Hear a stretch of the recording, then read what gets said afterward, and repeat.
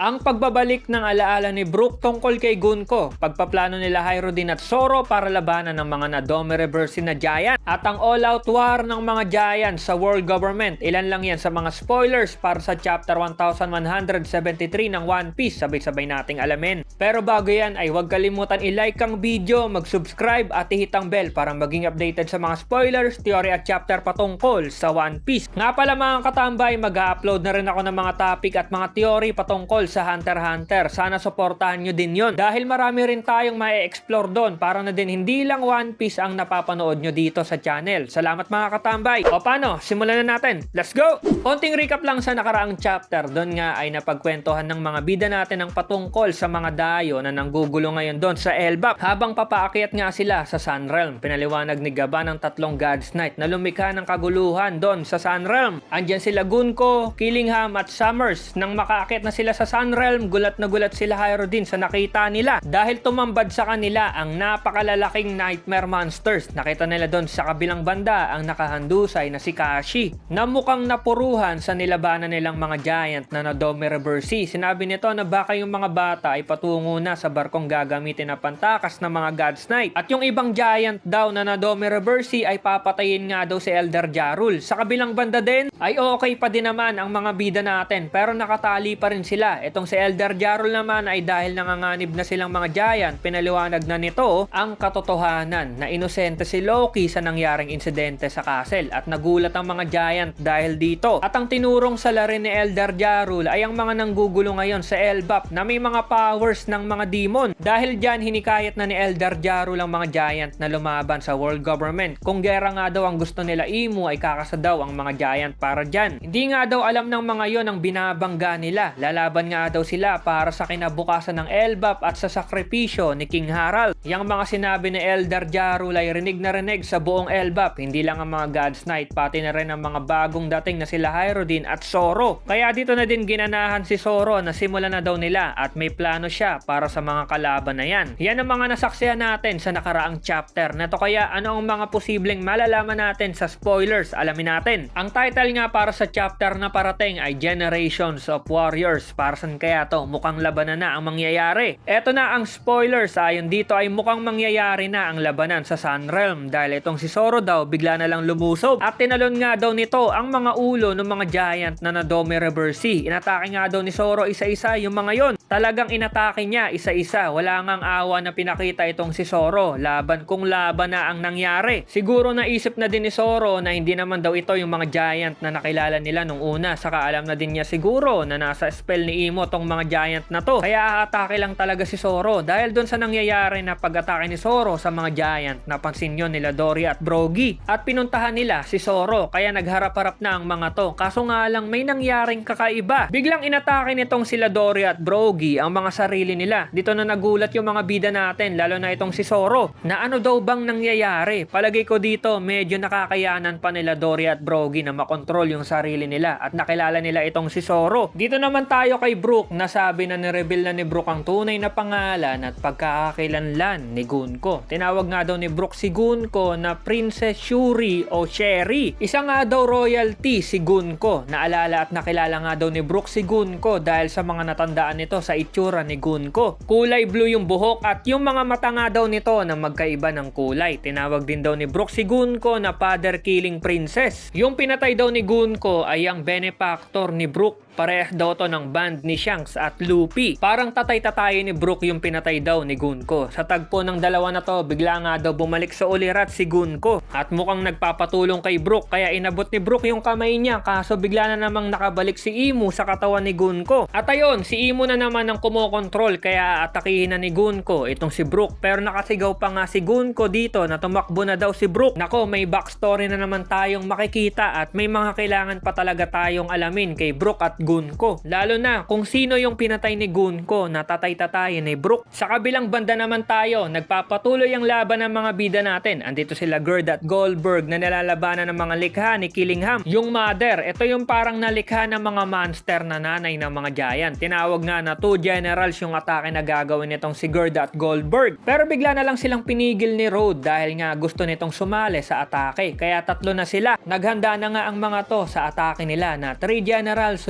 Roaring Nation. Yung atake nga daw nitong tatlo ay medyo kagaya nung atake ni Dory at Brogy na Warriors Nation attack. Sa huling page nung chapter, makikita natin na natalo na ng tatlo yung mga Mother Nightmare monsters at bumagsak to doon kay Summers. Sinalag ni Summers yung atake at pagbagsak nun, kaso pumunta to doon sa barko na dala ng mga God's Knight. Nasasakyan dapat ng mga batang giants at nasira nga yung barko na yon. Kaya nung nakita ni Summers yon ay napamura na lang siya at nasabi na lagot. End of the chapter, no break next week. Okay, isang malupit na spoilers na naman ang nakita natin at ayun, nag-umpisa na ang laban sa Sun Realm. Kanya-kanyang labanan na ang nangyayari. Hinarap ni Zoro sila Dory at Brogy, sila Gerd ay nilabanan ng mga Nightmare Monsters at ang pagtatagpo ulit nila Brook at Gunko o si Princess Shuri. Umpisa pa lang to ng mas marami pang kaganapan at labanan na mangyayari sa Sun Realm. Kaya tutukan natin to mga katambay hanggang sa makarating na din sila Luffy at Loki sa taas. Salamat sa pagnood at see you sa next video. Over and out!